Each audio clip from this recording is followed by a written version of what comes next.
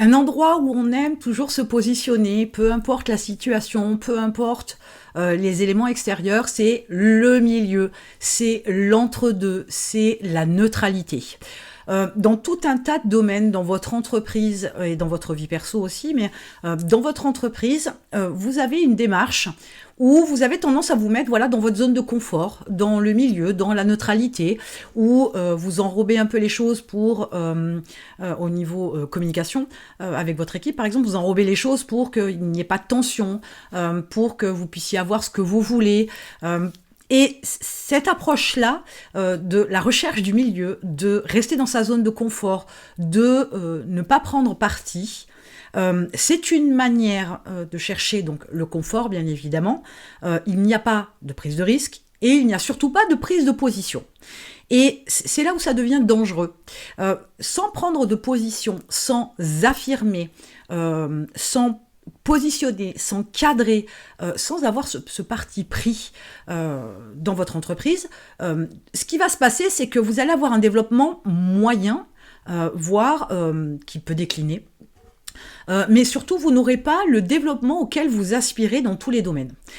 Cette position de milieu, elle a l'avantage de justement d'être confortable, mais ça s'arrête à ça.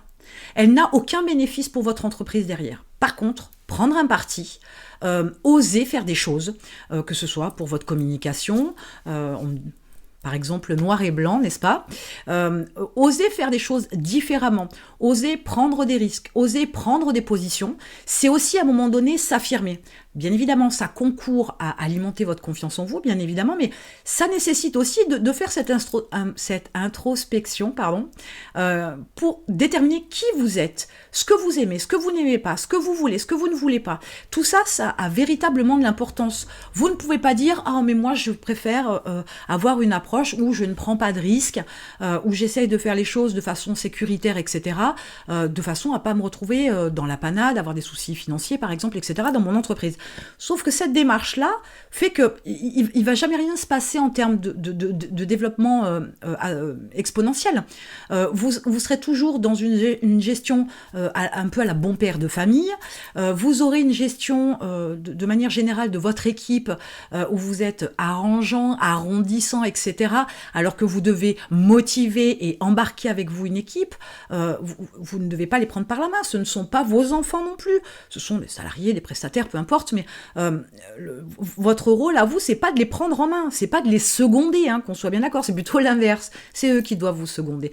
Donc c'est toujours, dans tout un tas de domaines, je vous dis, c'est toujours une approche qui fait que on ne veut pas prendre de risques, on a peur de perdre, hein, ça remonte fréquemment, on a un manque de confiance en soi, et surtout on ne se connaît pas.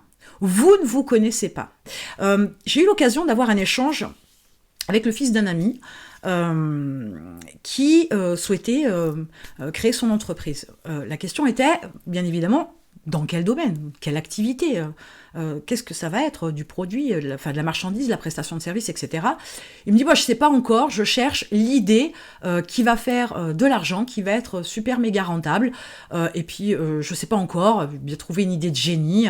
Mais de toute façon, il n'y a rien qui me plaît particulièrement, je ne suis pas passionnée de quoi que ce soit. Mais clairement, c'est quelqu'un qui ne se connaît pas. Certes, on peut lui concéder le fait d'être jeune, je valide, mais pour autant, rien n'empêche de faire la démarche. Qu'est-ce qui lui plaît vraiment? Qu'est-ce qui lui déplaît au possible? Qui il est? Qu'est-ce qu'il aime faire? En quoi il est bon? En quoi il est mauvais? Hein, parce que ça va dans les deux sens. Et c'est là où souvent le bât blesse. Cette méconnaissance de soi ne vous permet pas d'exploiter le potentiel que vous possédez, qu'on a tous, pour pouvoir développer votre entreprise. Vos forces, vous ne les connaissez pas. Vos faiblesses non plus, parce que on a aussi la force de ses faiblesses et la faiblesse de ses qualités, de ses forces. Donc il est important de se connaître, parce que vous êtes de toute façon la colonne vertébrale de l'entreprise. Sans vous, cette entreprise-là, véritablement, n'existerait pas. Donc en ayant cette approche du milieu, vous restez neutre, je pourrais même dire sans saveur, sans personnalité. Et ce charisme-là qui pourrait se dégager de vous, vous ne pourriez pas l'atteindre. Donc, toujours se positionner au milieu, en milieu neutre, dans sa zone de confort, ne vous permettra pas d'avancer. Je pense que si vous y réfléchissez un petit peu, dans votre passé, dans vos expériences vécues, je suis sûre qu'il y a au moins un exemple où à un moment donné, vous avez osé quelque chose, vous vous êtes aperçu que finalement c'était pas si difficile, qu'avec cette chose-là que vous avez faite, vous avez un peu plus confiance en vous, mais c'est aussi quelque chose qui vous a permis de vous découvrir, d'apprendre quelque chose de vous, peut-être une force ou une faiblesse, mais quelque chose de particulier qui fait que ça fait votre unicité. Et c'est avec ça qu'il faut partir. Il y a forcément quelque chose. Me dites pas non, il y a forcément quelque chose. Donc c'est avec ça qu'il faut partir pour comprendre que vous êtes ouf. Vous avez des capacités, des potentiels de dingue, mais vous passez à côté parce que vous cherchez l'exceptionnel, voilà, l'idée de génie, par exemple, pour l'exemple que j'ai cité précédemment, ou vous cherchez le côté pas de prise de risque pour avoir un minimum de résultats, et c'est pas comme ça que vous allez pouvoir faire la différence, être unique, développer votre entreprise au point de dire à un moment donné, j'ai réussi, parce que vous avez atteint vos objectifs. Même vos objectifs devraient être petits. Si vous avez cette faculté à vous positionner comme ça au milieu, même vos objectifs, ils devraient être petits. Et c'est là où ça peut pêcher. Donc, il est important de travailler sur vous, et pour ce faire, j'ai mis en place un challenge de 7 jours avec 7 points particuliers, 7 facettes de vous, 7, le chiffre, sur lesquels vous allez pouvoir travailler avec un petit bonus inclus dans le challenge. Je vous laisse découvrir ça, et en attendant, on se retrouve de l'autre côté.